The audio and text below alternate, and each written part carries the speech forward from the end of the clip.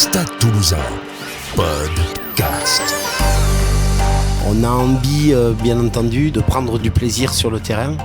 On a envie, à Toulouse, de voir son équipe jouer différemment des autres. Le podcast de la culture rouge et noire. Bonjour à tous, c'est un événement. Nous lançons le podcast du Stade Toulousain, premier club de sport français à nous ouvrir ses portes. Et pour ce premier épisode, Didier Lacroix, le président du Stade Toulousain, est avec nous. Bonjour Didier. Bonjour. Pourquoi avoir accepté ce podcast ? Mais l'envie de faire des formats novateurs, c'est un petit peu ce que l'on aime au Stade Toulousain, de l'innovation, et peut-être que le président est plus un homme de parole qu'un homme de lettres. Alors on va parler de toi, de la famille du Stade Toulousain. On évoque souvent la famille rouge et noire. Ça représente quoi pour toi, cette famille ? Ça représente toutes les personnes qui sont là depuis un siècle dans ce club. Tous les présidents qui m'ont précédé, quand t'es joueur, les joueurs qui t'ont précédé, quand t'es entraîneur, les entraîneurs qui t'ont précédé. Il y a toujours une forme de respect incroyable qui existe dans ce club sur les gens qui ont écrit les pages de l'histoire précédente. Et bien sûr, ce qui vient juste après, c'est le désir de transmission et de savoir comment on forme ceux qui vont arriver et ceux qui vont nous succéder. Alors toi, tu es un peu un cas unique. Tu n'as connu que ce club, de l'école de rugby jusqu'à la présidence. Si tu devais résumer ton parcours en quelques mots. Je suis né dans ce club qui fait son bouclier de printemps, dans lequel la porte de l'équipe première s'en trouve ce jour-là pour la catégorie minime, et sur lequel tu vas pour la première fois dans le vestiaire des grands. Et puis t'espères y revenir un jour. Donc tu te construis là-dessus, dans ce club, avec bien sûr des gens qui vont petit à petit t'aider à t'élever, te faire croire à tes capacités, t'amener jusqu'en équipe première. Et puis après tu prends ton envol de joueur d'équipe première à part entière. Et puis c'est ton tour d'être éducateur, dirigeant et maintenant président. Tu aurais imaginé jouer ailleurs ? Non. J'ai signé un jour une licence de mutation tout en prévenant le club concerné qu'il y avait de fortes possibilités que je n'y aille pas. C'est le Biarritz Olympique, puisque j'avais appelé Serge Blanco. Une année où c'était un petit peu compliqué en interne dans les décisions à venir du Stade Toulousain. Et j'avais juste dit à Serge, si un jour je dois partir, ça sera pour le Biarritz Olympique, et on se mettra d'accord à ce moment-là. Et puis je suis resté au Stade Toulousain et je ne l'ai jamais quitté. J'ai eu une proposition quand même que je veux souligner, c'est avec toute sa grande classe, Jean-Louis Béraud, qui m'a appelé en sa qualité de président de Dax, en me disant cette phrase magique: si un jour tu devais commencer à penser quitter le club, j'aimerais que tu me le fasses savoir pour que je sois une des premières personnes à te faire une proposition. Alors avec le Stade Toulousain, tu as gagné 6 titres de champion de France. Si tu devais en conserver qu'un ? D'abord, j'ai 6 titres en équipe première, mais je crois que je conserverai peut-être le titre de champion de France Réchelle, qui était fondateur de cette génération également, qui après a gagné des titres en équipe première. Quelle année ? En 89, tout simplement, avec Emilien Tamac, avec David Berty, avec Philippe Carbonneau, toute cette génération. Et puis, peut-être le premier titre où j'ai la chance d'être titulaire en 95 contre Castres, avec le sommet du championnat, puisque à ce moment-là, un seul match se joue en nocturne, de surcroît l'été, enfin au printemps, au Parc des Princes, dans ce chaudron du Parc des Princes.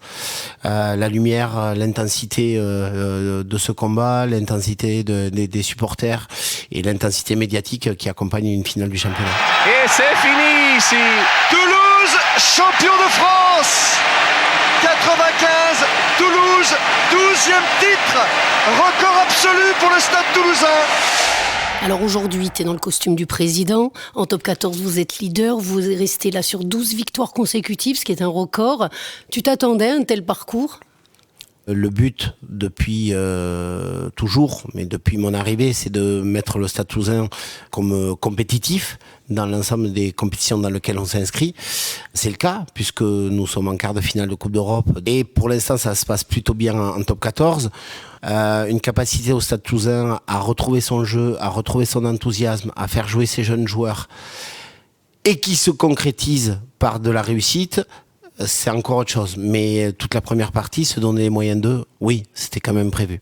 La devise « Jeu de main, jeu de Toulousain » revient en force. Elle symbolise quoi, cette devise ? On l'a même accompagnée d'un jouet nous fera toujours grandir, qui a beaucoup de sens, me semble-t-il, là encore dans la transmission. Et une photo qui est derrière moi avec Thomas Ramos qui apprend un gamin à taper dans un ballon comme Pierrot Villepreux l'avait appris en son temps à son fils Olivier, donc avec beaucoup d'analogies sur le transfert de ces générations.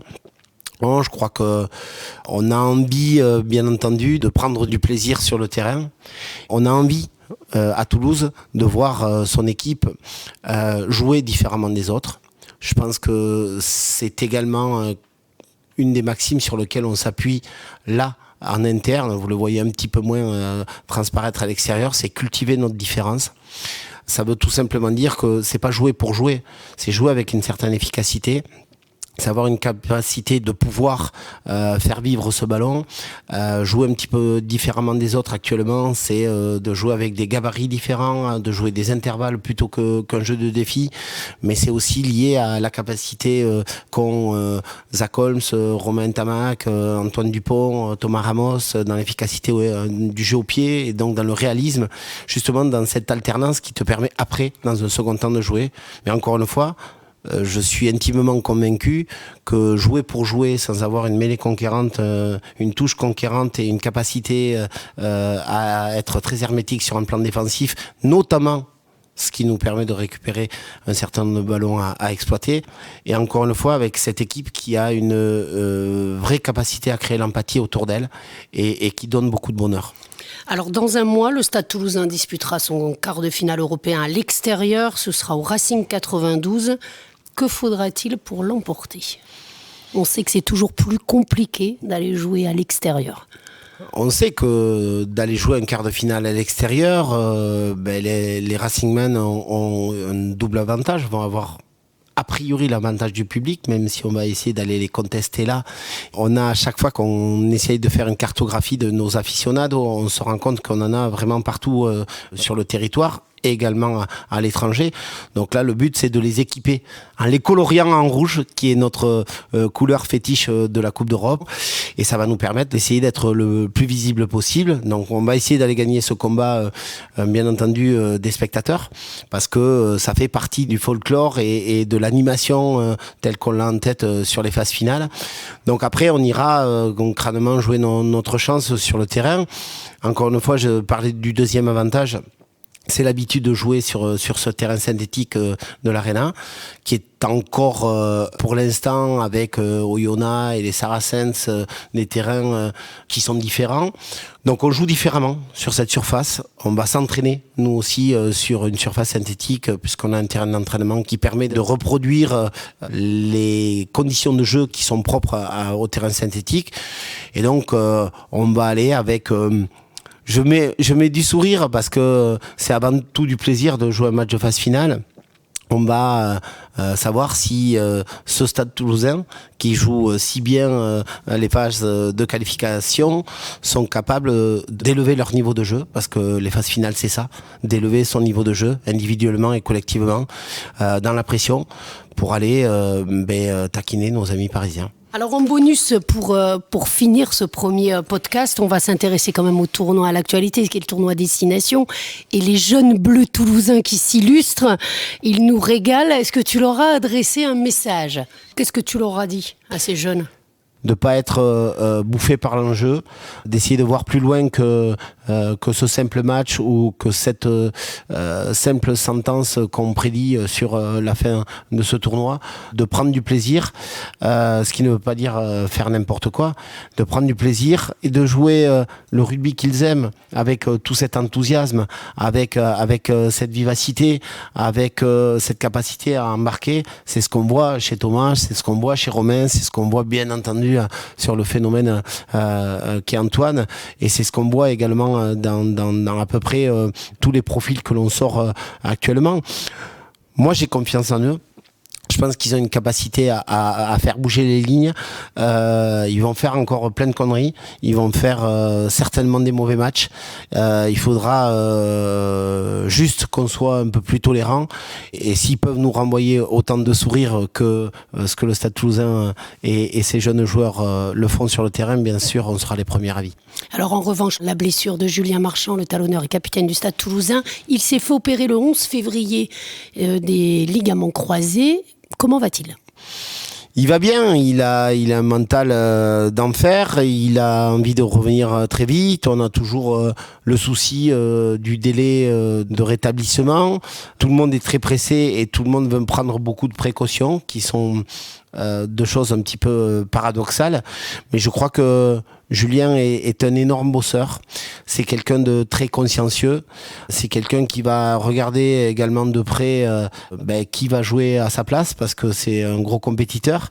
Et il y en a un qui s'appelle Guillaume Marchand, qui l'aide certainement. Qui est son frère, on précise. Qui est son jeune frère et qui était sur le terrain au Stade Français et auteur d'une belle prestation. C'était plus facile pour lui que le match de Montpellier, j'en conviens, et pour cause. Mais c'est vrai que Guillaume a également ce caractère. Je crois que la maman et le papa peuvent être fiers de l'éducation qu'ils ont donnée à ces gamins qui, au-delà des joueurs qu'ils sont des hommes exemplaires en dehors dans la vie et des vrais compétiteurs. Donc je ne suis pas du tout inquiet pour le retour de Julien. Merci beaucoup, Président, pour toutes ces confidences. Merci à vous. On se retrouve la semaine prochaine pour un nouveau podcast du Stade Toulousain. En route pour le quart de finale de Coupe d'Europe, les anciens prennent la parole.